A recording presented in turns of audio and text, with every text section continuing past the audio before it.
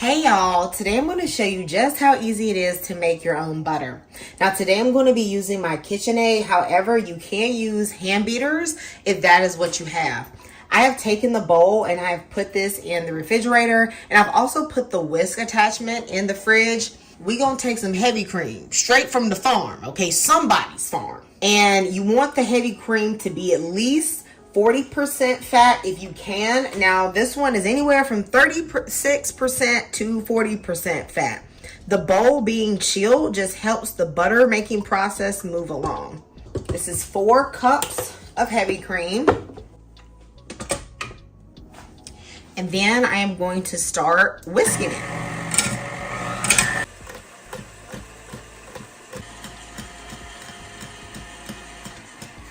The heavy cream has been beating for about 3 minutes straight. We're at the place where it pretty much looks like whipped cream, and I know some of y'all want to stop here, but just push it a little further.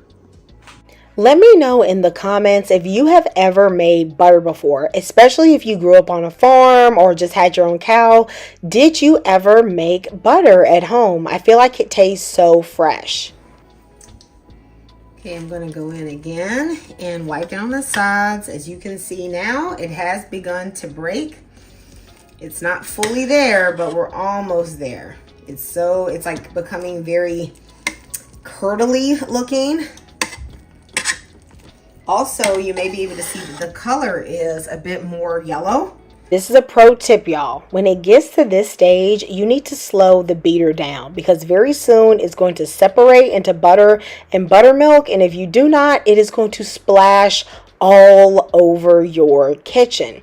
So right here, you see the separated butter and buttermilk. However, it is not clumped together yet, and you really want to extract as much buttermilk as possible. So I am going to let this beat for about a minute or two on a lower speed, just so all the butter will start to clump together. And it is indeed oily. As you can see, it starts to melt in my hand.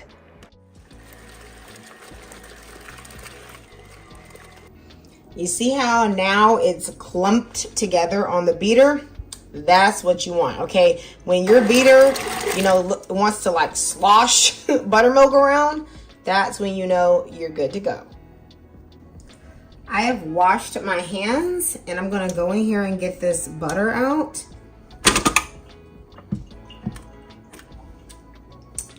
Look at that.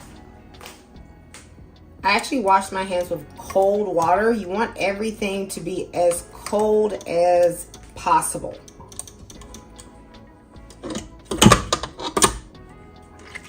I'm gonna squeeze my butter just so I can wring out as much of the buttermilk as possible.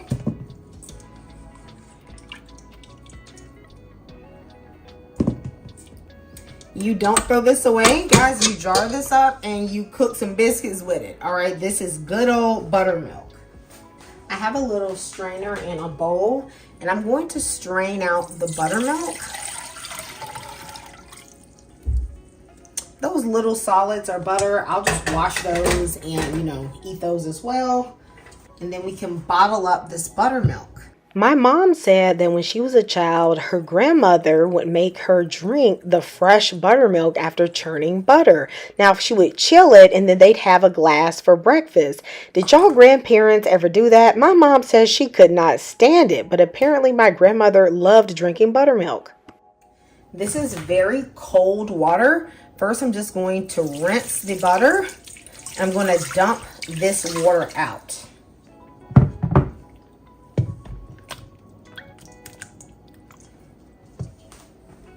Now I'm going to put the butter in a cheesecloth, but you don't need a cheesecloth. You could also use, these are like fabric towels from Walmart. They're very cheap. I use them a lot. You could use those as well. And I'm going to put my butter in it. I am going to place it in my bowl and then just pour cold water over the butter. Then I'm just going to sort of press the butter while it's still in the cloth around in the water. This way, any more buttermilk can just sort of come out of the butter while keeping the butter pretty contained. See how it's still a bit cloudy? You want to keep doing this until the water runs clear.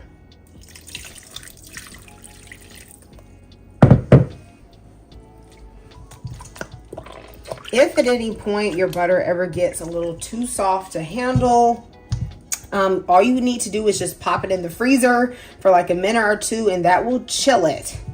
But remember, you want to be using very cold water. Ice cold is the best, but y'all, I don't have an ice maker, so I'm just using really cold water for my fridge. You have to actually do this step. If you do not, your butter is not going to last very long. So you really need to make sure that you get out as much excess buttermilk as possible, because that is really what causes your butter to spoil. I'm gonna rinse this out, and I'll probably have to do this one more time. I'm gonna add some more cold water. This will probably be my last rinse. Okay. At this point, the water is clear, so my butter is well washed. I'll let my butter just chill out in the fridge for a few minutes so that it can get hard. Definitely want to always make sure your butter is not so soft that it's going to be melting. Looks beautiful. I do want to add a little bit of salt just to assist with the preservation. You can have it just like this, but remember, this is sweet cream butter. It's fresh butter. I'm going to be putting about a half a teaspoon of salt in the whole block of butter.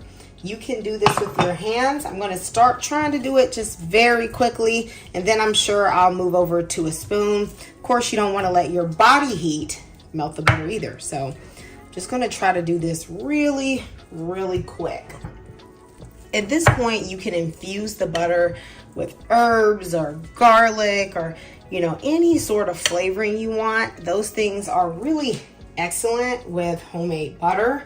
But I'm just going to keep mine plain today so that I can slather it over some bread. I have a small butter container. Okay, looks just like this. Got it from Walmart, and I lined it with a little bit of plastic wrap. I'm going to use this to shape the butter. I added the plastic wrap because, of course, I want to take this out. However, this dish is designed to hold butter at room temperature. So if you know that, you want to just leave this butter at room temperature, then you could leave it in here. I do find with homemade butter, it's a lot harder to get out all of the buttermilk. So if you do want to keep this at room temperature, like for breads, I would suggest using it within a few days. It's been a few minutes and my butter is out the fridge. It should be hard and set. I'm going to press a warm knife down the sides just to loosen the sides a bit. To help shape the butter a bit, I'm just going to pat it with a spatula to get it a little bit more of a perfect square. Guys, I'm just being bougie at this point. You don't have to do this. But let me know in the comments, are you someone that keeps butter on their counter? It used to be so popular to have butter in these butter dishes. That way, whenever you'd have bread, you could, have room temperature butter that's easy to spread.